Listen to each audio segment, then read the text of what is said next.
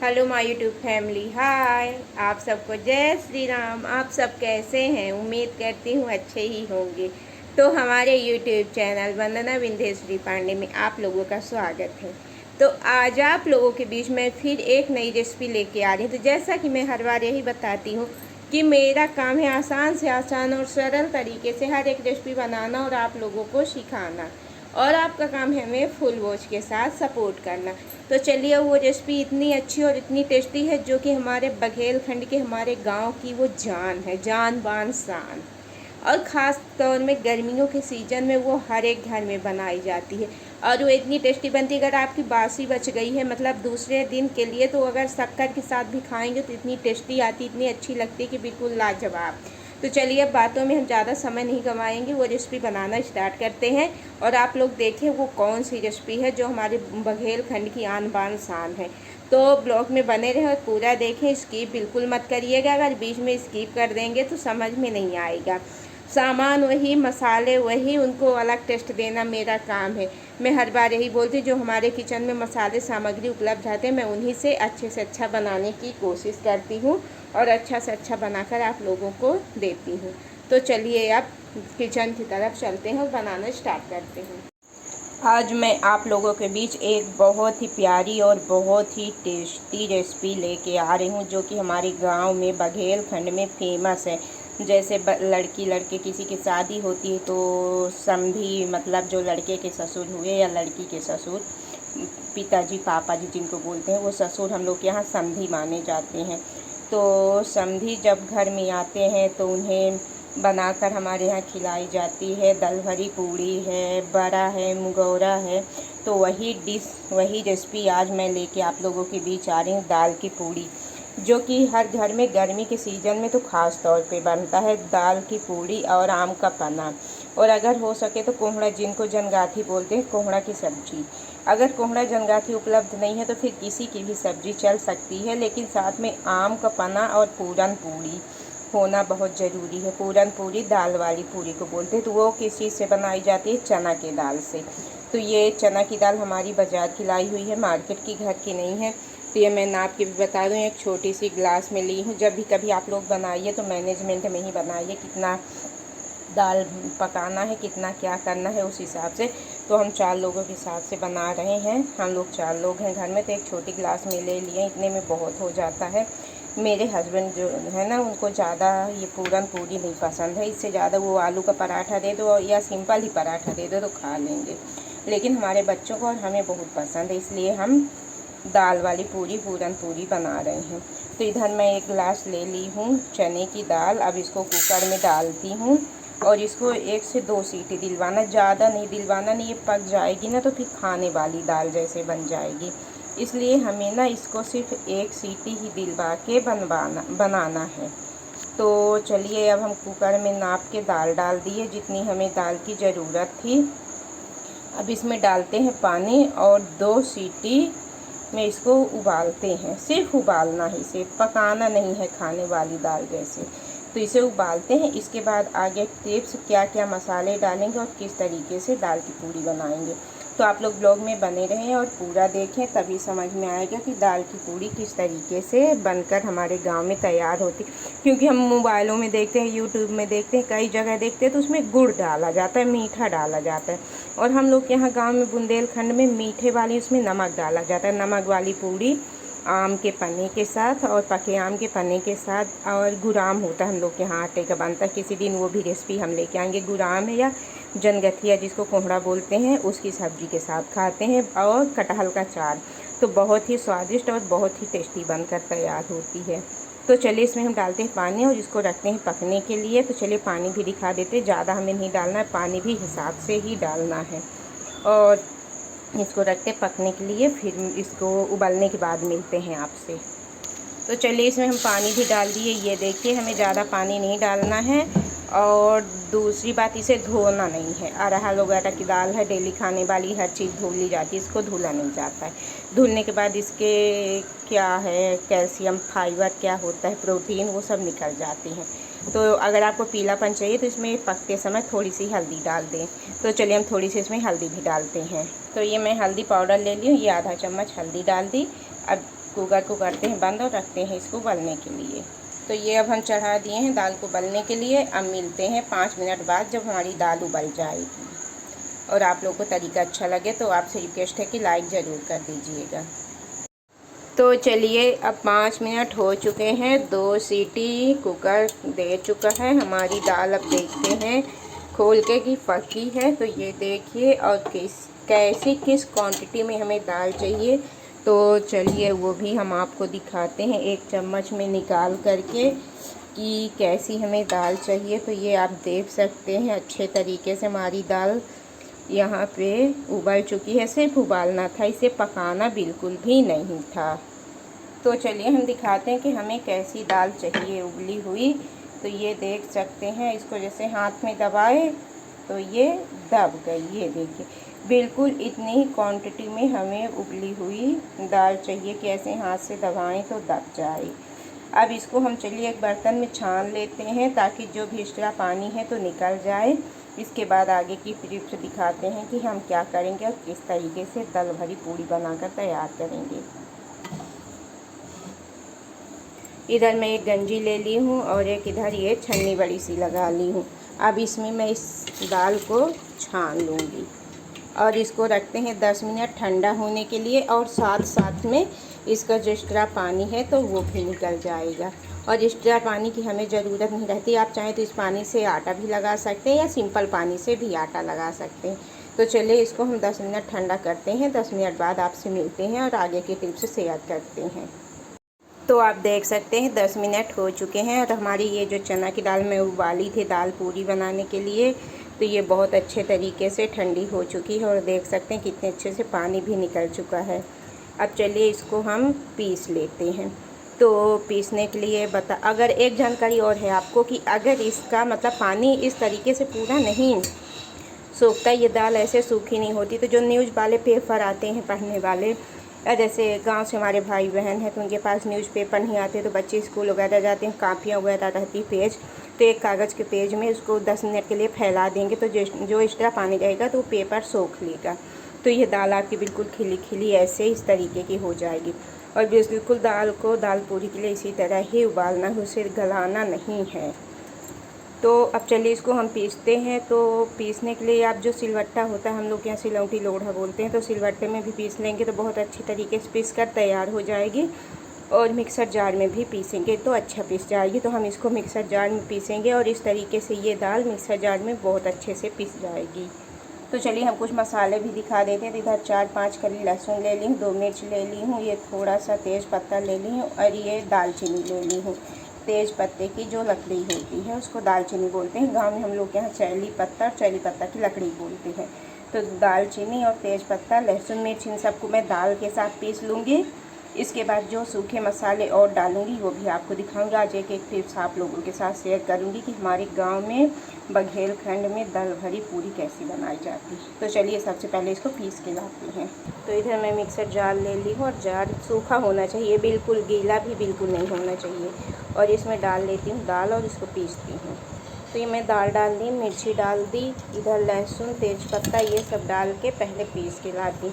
और हल्दी डालने से देखिए दाल में कितने अच्छे तरीके से पीलापन है। तो अब पहले पीस के लाती हूँ, फिर आगे की पूरी टिप्स दिखाती हूँ। तो इधर मैं मिक्सर जार में दाल पीस रही हूँ। तो चलिए देखते हैं हमारी दाल पीसी कि नहीं। तो ये आप देख सकते हैं करीब पीस चुकी है इतने अच्छे तरीके से। अगर ना पीसी हो तो ऐसे बीच में आप एक चम्मच की सहायता से चलाकर 2 बार 3 बार में मिक्सर चलाकर पीस सकते हैं। बीच बीच में रोक के ऐसे चम्मच से चला दीजिए, इसके बाद फिर पीस लीजिए। इस तरीके से हमारी दाल बहुत अच्छी तरह से सिलबट्टे के जैसे पीस कर तैयार हो जाएगी। तो अब इसको हम चला दिए हैं, अब चलिए फिर से पीसते हैं। तो ये आप देख सकते हैं बीच बीच में चलाती गई और बंद करती गई तो बहुत अच्छे तरीके से हमारी दाल पीस कर तैयार हो चुकी है। अब चलिए एक बर्तन में प्लेट में इसको पलटते हैं और इसमें अब हम मिलाते हैं मसाले। तो जो जो मसाले डालूंगी वो भी आप लोग के साथ शेयर करूंगी, तो ब्लॉग में बने रहें और आज पूरा देखें कि दाल की पूरी, दाल भरी पूरी हम किस तरीके से बनाकर तैयार कर रहे हैं। और बहुत ही टेस्टी और बहुत ही स्वादिष्ट बनकर तैयार होती है। ये हमारे बुंदेलखंड की जान है। ये आप देख सकते हैं बहुत अच्छे तरीके से दाल पीस चुकी है। तो तो चलिए अब ये पिसी हुई दाल को मैं एक प्लेट में पलट लेती हूँ। तो ये देखिए डाल दी।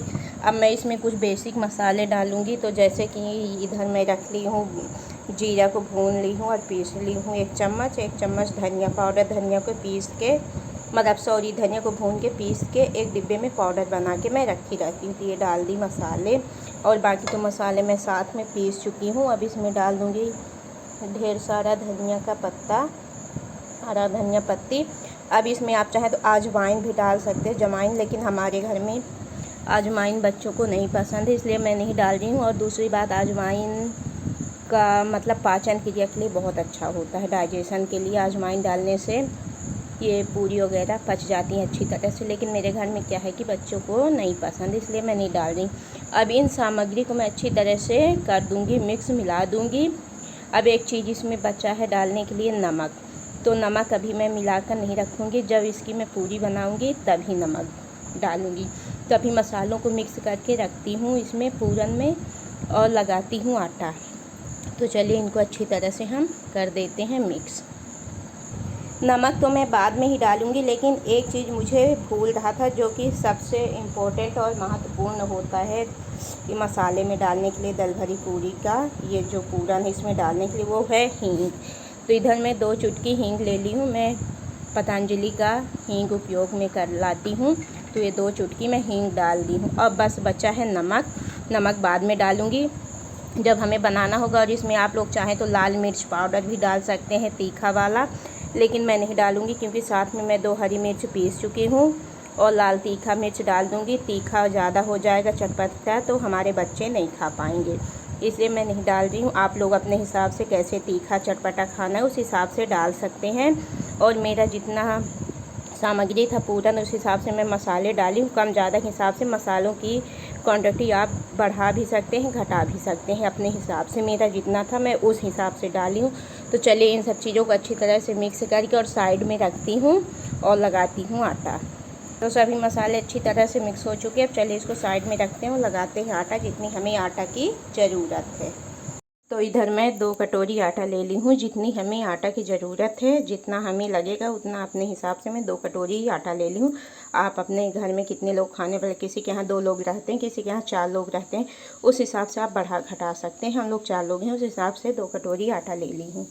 और इस आटे को देखिए, जो मैं दाल पकाई थी तो पानी निकला था, इसी पानी से आटा गूँथूँगी। तो चलिए थोड़ा थोड़ा पानी डाल के गूँथती हूँ, एक बार में पूरा पानी नहीं डालना है। और आटा बिल्कुल परफेक्ट जैसे रोटी वगैरह के लिए लगाते हैं उसी तरीके से आटे को गूँथ लेना है। तो थोड़ा थोड़ा पानी डाल के हम आटे को गूँथ के तैयार करते हैं। और हाँ, एक चीज़ तो मैं बताना भूल ही गई कि देखिए दाल का निकला हुआ पानी भी आपका ख़राब नहीं गया, वेस्ट नहीं गया, उपयोग में आ गया। और अगर उस पानी से पूरा नहीं हो पाता आटा लगाने के लिए, तो आप अलग से भी इस तरह पानी ले सकते। ज़रूरी नहीं कि वो पानी ख़त्म हो गया तो अब आटा कैसे लगाएं। और बता दें जानकारी के लिए कि ये हमारा गेहूं का आटा है, जो डेली हम लोग रोटी बनाने में यूज करते हैं, वही आटा है। इसको मैं छलनी से छान ली हूँ, अच्छे से साफ़ कर ली हूँ, इसके बाद गूँथ रही हूँ। कहीं आप लोग मैदा वगैरह किसी और का आटा ना समझ लें, इसलिए मैं जानकारी के लिए बता रही हूँ कि ये गेहूं का ही आटा है जो हम लोग घर में डेली उपयोग में लाते हैं। तो अगर आपका पानी दाल वाला ख़त्म हो जाए तो आप अलग से भी मिला सकते हैं, ये ज़रूरी नहीं कि वही पानी से आटा गूँथें। आपकी इच्छा है वही से गूँथ सकते हैं, अलग से भी ले सकते हैं, लेकिन मैं उसको भी उपयोग में लाने का आप लोग के बीच तरीका बता दी। तो आप देख सकते हैं हमारा आटा लगकर तैयार हो गया और हमें बिल्कुल ऐसा ही परफेक्ट आटा चाहिए। तो अब चलिए इसे हम रखते हैं 10 मिनट रेस्ट के लिए। तुरंत आटा लगाया हुआ और उसका रोटी पूड़ी पराठा कुछ भी बनाए तो अच्छा नहीं बनता है, फटे रहते हैं और ख़राब हो जाते हैं, साइड में फट जाते हैं, बिल्कुल गोल और बढ़िया अच्छा नहीं बन पाता। इसलिए इसे रखते हैं 10 मिनट रेस्ट के लिए। और पूरी बनाने के लिए हमें चाहिए सूखा आटा। तो इधर मैं रख लेती हूँ सूखा आटा, मैं चाल के पहले से निकाली थी और इसको ढक के रखती हूँ 10 मिनट रेस्ट के लिए। जब तक ये रेस्ट होगा 10 मिनट, तब तक हम और कुछ घर के काम कर लेते हैं। इसके बाद बनाते हैं कि हम किस तरीके से आज बनाकर तैयार करेंगे। तो आप लोग बने रहिएगा, बिल्कुल भी स्किप मत करिएगा। तो 10 मिनट हो चुके हैं आटा को लगे हुए। अब चलिए हम इसमें ये जो पूरी का पूरन है इसमें मिलाते हैं नमक। तो मैं 2-3 प्रकार के नमक मिलाऊंगी। तो इधर सबसे पहले स्वाद अनुसार नमक मिलाना है। तो सबसे पहले ये काला नमक ले ली हूँ। काला नमक जो होता है ये पाचन के लिए बहुत अच्छा होता है। अब चलिए इसमें डालते हैं सफ़ेद नमक, जो डेली हम लोग खाने में नमक खाते हैं सफ़ेद, वो वाला नमक डालते हैं। तो अब डालते हैं ये सफ़ेद नमक डेली खाने वाला, लेकिन मिलाना नमक उतना ही जितना हमें ज़रूरत है, स्वाद अनुसार, हमें ज़्यादा नमक नहीं मिलाना है। तो चलिए इसको अच्छी तरह से मिक्स कर देते हैं ताकि हर जगह अच्छे तरीके से पूरन में नमक मिक्स हो जाए। तो ये देखिए बहुत अच्छे तरीके से हम नमक मिक्स कर दिए हैं और अच्छे तरीके से मिक्स भी हो चुका। अब चलिए लाते हैं आटे को और बनाते हैं पूरी और दिखाते हैं कि हमारे बुंदेलखंड में, गांव में किस तरीके से टेस्टी पूरी बनाई जाती है। तो चलिए आटे को भी 10 मिनट हो चुके हैं। ये देखिए कितना अच्छा और कितना परफेक्ट आटा हो चुका है। अब हम इसका क्या करेंगे कि लोई ले लेंगे। अब बड़ी छोटी जिस हिसाब से बनाना चाहें उस हिसाब से ले सकते हैं। तो इधर मैं ज़्यादा बड़ी नहीं लूँगी। तो गांव में तो मतलब इतनी बड़ी बड़ी पूड़ियाँ बनती थी, पूरा जैसे तवा में जब सेंकते थे तो पूरा तवा भर जाता था, एक तवा के बराबर। तो इधर इस तरीके से मैं ले ली हूँ और इसको बिल्कुल ऐसे गड्ढा करके बना लेना है। इसके बाद ये जो पूरन है मसाला, इसमें भरना इतना है कि जितना मतलब ठूस के, और पूरी का मज़ा तभी आता है जब पूरी को हम लोग तोड़ें तो इससे पूरन बिल्कुल झड़ झड़ के बाहर गिरे। उस तरीके से हम लोग के यहाँ गाँव में हमारी दादी मम्मी लोग बनाया करती थी। उन्हीं से पूछ के वही सीख मैं भी बनाती हूँ, तो आप लोग के बीच शेयर कर रही हूँ। तो बिल्कुल इस तरीके से बना लेना। चलिए 1-2 और ऐसे ही बना लेती हूँ और फिर इसको बेलने का और सेकने का भी तरीका बताती हूँ। तो ये ली मैं आटा, और पूरियों को छोटा बड़ा करना वो आपके हिसाब से है। आप छोटा पसंद करें छोटा, बड़ा करें तो बड़ा। हम मीडियम साइज़ बनाएंगे, ना ज़्यादा बड़ा ना छोटा। तो ये देखिए मसाले को बिल्कुल आटे की लोइयाँ लेके गड्ढे कर लेने हैं, फिर मसाला ठूस के बिल्कुल से भर देना है। इसके बाद ऐसे इस तरीके से करके फिर ऐसे गोलाकार कर देना है। और कितने अच्छे तरीके से, इसीलिए बोलते हैं आटा 10 मिनट पहले लगा कर रख देना चाहिए ताकि फटे ना। तो आप देख सकते हैं बिल्कुल भी नहीं फट रहा है, कितने अच्छे तरीके से भरा भी जा रहा है और बन भी रहा है। तो ये देखिए जितना इसमें आ रहा पूरा ठूस के मैं हाथों से भरी हूँ, ना चम्मच का सहारा ले रही हूँ ना किसी चीज़ का। अपना हाथ सबसे अच्छा होता है। तो ये देखिए अब इसको ऐसे ये, अब चलिए हम बेलते हैं पूरी को। तो पूरी बनेगी तवा में। तो इधर मैं तवा चढ़ा दी हूँ गरम होने के लिए। तवा वही नॉर्मल है जिसे हम लोग हमेशा रोटी पराठा बनाते हैं। तो तवा चढ़ा दी हूँ, गैस चालू है गरम होने के लिए। जितने टाइम तक ये गरम होता है उतने टाइम तक चलिए हम बेलते हैं। तो चलिए पूरी को बेलते हैं और बेल के दिखाते हैं। उससे पहले एक चीज़ बता दिए, जो मसाला होता है पूरन पूरी का, ये ऐसे भी आप सूखा खाएंगे चम्मच वगैरह से लेके तो ये बहुत ही टेस्टी और बहुत ही स्वादिष्ट रहता है। खाली भी आप खा सकते हैं। तो चलिए अब हम पूरियों को बेलते हैं और दिखाते हैं। छोटा बड़ा आपके हिसाब से है, लेकिन पतला ज़रूर करिएगा, मोटा बिल्कुल नहीं करना। तो बेलने के लिए इधर मैं सूखा आटा लगा ली हूँ, खाली नहीं बेल पाएगा। इसके बाद मैं इसको ऐसे इस तरीके से बेल के बड़ा कर लूँगी। तो देख सकते हैं कितने अच्छे तरीके से पूरी बेलकर तैयार हो रही है। ये देख सकते हैं कितने अच्छे तरीके से बेलकर तैयार हो रही है, लेकिन बिल्कुल आराम से बेलना है। और जितनी बड़ी आप कर सकते हैं कर लीजिए, लेकिन इसे बिल्कुल पतला ही बेलना है जिस तरीके से मैं बेल रही हूँ। तो ये देख सकते हैं अच्छी पतली और अच्छी बेलकर तैयार हो गई, ना कटी ना फटी। और ये दिख रहा है जो मसाले, तो मैं इतना ज़्यादा मसाले भरी हूँ इसलिए दिख रहा है। अब चलिए इसको सेंकते हैं। तो इधर हमारा तवा गरम हो चुका है। चलिए पूरी को हम सेंकते हैं। तो ये रख दिए पूरी, और सेंकने के लिए अगर आप सरसों के तेल से सेंकना चाहें, आपकी इच्छा हो तो सरसों के तेल से सेंक सकते हैं। रिफाइंड के तेल से सेंकना चाहें तो रिफाइंड के तेल से भी सेंक सकते हैं। सरसों के तेल में सेंकने से सौंधापन आता है पूरियों में, और रिफाइंड के तेल से सेंकने में क्या रहती हैं, मुलायम रहती हैं। तो मैं तो रिफाइंड के तेल से सेंकूँगी। तो चलिए पहले इसको सेंक लेती हूँ, इसके बाद 1-2 और आपको दिखाती हूँ बेल के कि कितने अच्छे तरीके से बेलकर तैयार हो जाती हैं और ना फटती हैं ना कुछ भी, बढ़िया बड़ी बड़ी और पतली पतली। तो ये मैं रिफाइंड तेल का उपयोग कर रही हूँ। तेल भी हमें ज़्यादा नहीं पिलाना है, अपने हिसाब से अंदाज से ही तेल लगा के सेंकना है। जैसे हम लोग पराठा वगैरह सेंकते हैं उसी तरीके से पूरियों को भी सेंकना है। तो ये आप देख सकते हैं कितना जल्दी सेक कर तैयार हो रही हैं, बिल्कुल बातों ही बातों में, ज़्यादा टाइम भी नहीं लग रहा है। और बढ़िया अलट पलट के चारों तरफ अच्छे से मैं सेक लूँगी। तो चलिए अब इसको पलटते हैं। तो ये देख सकते हैं आप बहुत अच्छे तरीके से सेक कर तैयार हो रही है। जितने टाइम तक उधर सेक रही है उतने टाइम तक मैं इधर इसको भी बेल लेती हूँ। ये देखिए कितने अच्छे तरीके से बेल करके तैयार हो रही है। और दूसरी पूरी उधर हमारी सेक भी चुकी है। तो चलिए इसको हम अब एक प्लेट में निकाल लेते हैं। देख सकते हैं कितने अच्छे तरीके से सेक चुकी है।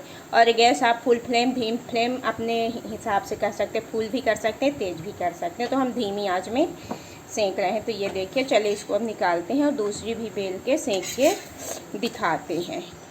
तो एक तो हमारी बन करके तैयार हो चुकी है। अब चलिए दूसरी को भी इसी तरीके से आस्ते से बढ़िया बेल लेंगे। ये देखिए एक भी नहीं फट रही है और बहुत अच्छे तरीके से बेल कर बढ़िया पतली सी तैयार हो रही है। ये आप देख सकते हैं, लेकिन थोड़ा थोड़ा सूखा आटा लगाना बहुत ज़रूरी रहता है। तो ये देखिए, अब चलिए इसको भी हम इधर तवा में डाल के सेंक लेते हैं। 2-2 मिनट इनको नहीं छूना है। 2 मिनट बाद ऐसे ही पलट पलट के इनमें तेल लगा के बढ़िया जैसे पराठा वगैरह सेंकते हैं उसी तरीके से सेंक लेना है। तो हम तो रिफाइंड तेल से सेंक रहे हैं, ये तो आपको बता दिए। बाकी आपकी इच्छा, सरसों रिफाइंड किसी तेल से भी सेंक सकते, घी से चाहें तो घी तो और अच्छी बात है। तो ये देखिए कितने अच्छे तरीके से सेक कर तैयार हो रही है। हमारे गांव की जान है, ख़ास तौर में गर्मी के सीज़न में जब आम का सीज़न आता है। आम और पूरी, क्या कहना, लाजवाब। तो जब तक ये सेक रही है उतने टाइम तक इधर मैं दूसरी भी बेल लेती हूँ। तो आप देख सकते हैं इधर हमारी पूरी बेल कर तैयार हो चुकी। देख लीजिए एक भी नहीं फट रही हैं, बिल्कुल कितने अच्छे तरीके से बेल कर तैयार हो रही हैं। तो चलिए इधर वाली सेक कर तैयार हो चुकी। अब इसको हम निकाल कर रख लेते हैं और जिसको ये बेल कर रखें तो इसको भी इसी तरह से हम सेंक लेते हैं। तो चलिए इसको भी हम अलट पलट के सेंक लेते हैं। तो हमें 2-2 मिनट बाद ही पलटना है, तुरंत नहीं पलटना है, नहीं तो इस तरीके से बिल्कुल नहीं हो पाएगा, तवे में ही चिपक जाएगी और सारी पूरियाँ ख़राब हो जाएंगी। तो ये देखिए तेल लगा के सेंक लिया। अब इसको भी पलट दिए। अब इसमें भी हम तेल लगा के सेंक लेंगे। इसके बाद चलिए सेट करते हैं थाली और आज दिखाते हैं कि हमारे घर में डिनर में दाल भरी पूरी के साथ क्या क्या बना है और क्या क्या हम लोग शाम के डिनर में खाने वाले हैं। तो चलिए अब इसको पलट लेते हैं, अलट पलट के अच्छी तरह से चारों तरफ सेंक लेते हैं। तो चलिए देख सकते हैं ये भी सेक चुकी है। अब इसको भी हम निकालते हैं और अब दिखाते हैं थाली सेट करके कि आज क्या क्या हम बनाए हुए हैं। तो ये आप देख सकते हैं मेरी दाल भरी पूरी बनकर तैयार हो चुकी है। तो ये देख सकते हैं डिनर के लिए आज मैं क्या बनाई। कि ये आम का पन्ना है, ये आलू पत्ता गोभी की सूखी सब्जी हो गई, इधर सलाद है और कटहर का चाल और पूरी। तो आप देख सकते हैं कितने कम समय में ढेर सारी पूरियाँ बनकर तैयार हो चुकी हैं और बहुत ही स्वादिष्ट और बहुत ही टेस्टी बनती हैं और खाने में बहुत ही अच्छी लगती हैं। तो अगर आप लोग को मेरा बनाया हुआ तरीका अच्छा लगा हो तो एक बार इस तरीके से ज़रूर बनाइएगा और हमें फुल वॉच के साथ सपोर्ट करना मत भूलिएगा। ऐसी अच्छी रेसिपी लेकर मैं आती रहूँगी। तो ये तो पूरी हमारे बुंदेलखंड की जान है। तो चलिए फिर हम मिलते हैं नेक्स्ट ब्लॉग में एक नई रेसिपी के साथ। तो जो चैनल में नए हैं तो सब्सक्राइब कर दें, ज़्यादा से ज़्यादा शेयर कर दें और बेल आइकन के बटन ज़रूर दबा दीजिए ताकि जो भी रेसिपी ब्लॉग लेके आऊँ उसका नया नोटिफिकेशन सबसे पहले आपको मिले और आप हमारे चैनल में जाके वो रेसिपी बना सके और हमें फुल वॉच के साथ सपोर्ट कर सके। तो चलिए फिर मिलते हैं नेक्स्ट ब्लॉग में नई रेसिपी के साथ। तब तक के लिए बाय बाय, टेक केयर। लेकिन एक बार इस तरीके से ज़रूर बनाइएगा, बहुत ही स्वादिष्ट और बहुत ही टेस्टी बनकर तैयार होती है। ये हमारे बुंदेलखंड की जान है, बघेलखंड की दाल भरी पूरी, कुछ कहना नहीं। और हमारे यहाँ जब गांव में पूरियाँ बना करती थी तो इसको ऐसे जब तोड़ा करते थे तो ये जो इसके अंदर के ये पूरन मसाला गिरा करते थे बाहर, तभी बोला करते थे कि ये अच्छी पूरी है, इस पूरी में जान है। अगर मसाले बाहर निकल आएँ तो यही पूरी होती है, अगर ना निकले अंदर चिपके रहें तो कोई पूरी नहीं कहलाती। तो ये आप देख सकते हैं पूरे झर झर के बाहर निकल रहे हैं।